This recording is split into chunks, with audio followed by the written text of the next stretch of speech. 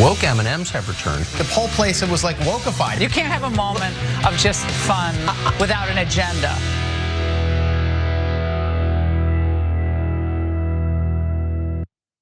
We're now entering week 2 of the freakout over Dylan Mulvaney. It's not enough that there was something about Bud Light. Now they're gonna get into clothing and body parts. Take a look at this.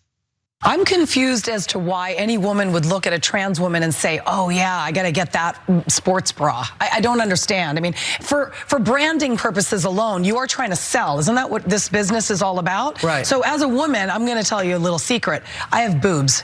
And I wear sports bras. And sports bras control our bodies when we go running. But women who are trans are not my body. I'm not gonna buy something off of a man who is now trans woman based on the fact that she happens to enjoy sports bra when she doesn't have the same body parts. It just doesn't make any sense. Okay, so we're gonna dive into discussion of this, including the just casual transphobia that you saw there. But I wanna make sure that we get to a little bit more of what Julie Banderas said, because she did not want you to take away from this that she's transphobic for some reason. Here's her making that case. I don't believe that the critics are all just because they're anti-trans. It's not that. a matter of that. Right. It's not about anti-trans, and I want to make that very perfectly clear. This is about men and women's sportswear are made for women. Right, and that's it. As Will Kane pointed out with me, she's acting like a little girl. She's 26 years old. I don't understand. It's just I'm watching a play. So you have this weird mix of sometimes acknowledging with the she pronoun, sometimes doing it, but then also referring to the person, Dylan Mulvaney in this case, as a man. It's obviously a disgusting mess. There's a lot of misinformation in these sorts of segments. You're not gonna be surprised to find out. But generally, it's specifically against the trans community. I feel like one of us, it should probably be you, Francesca, should let Julie Banderas know that not every woman has large boobs. There's actually a diversity of body types as well, and people still get to make choices about what clothing they wear. I feel like there's a lot of ignorance on display today. John just called me flat-chested, and I want everyone to know that. You should probably weigh in on that some women have smaller tatas. How dare you? You wanna speak out?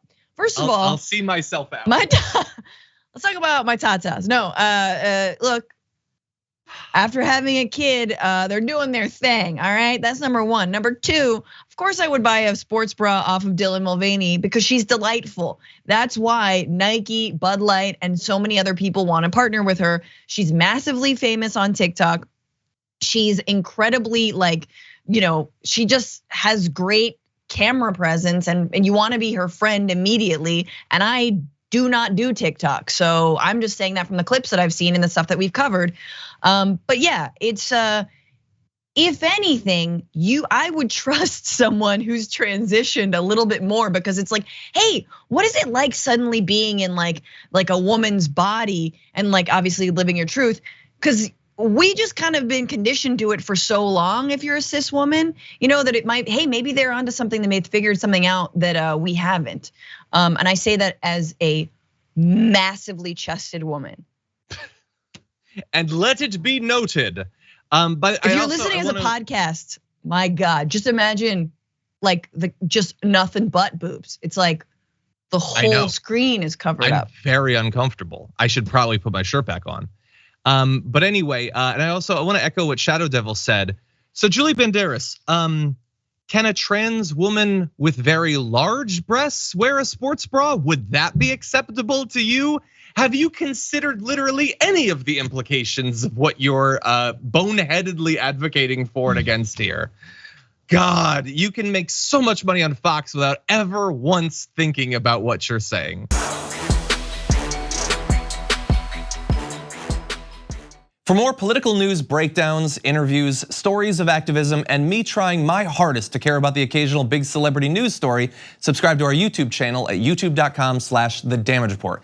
And you can ring the bell wherever it is so you don't miss anything.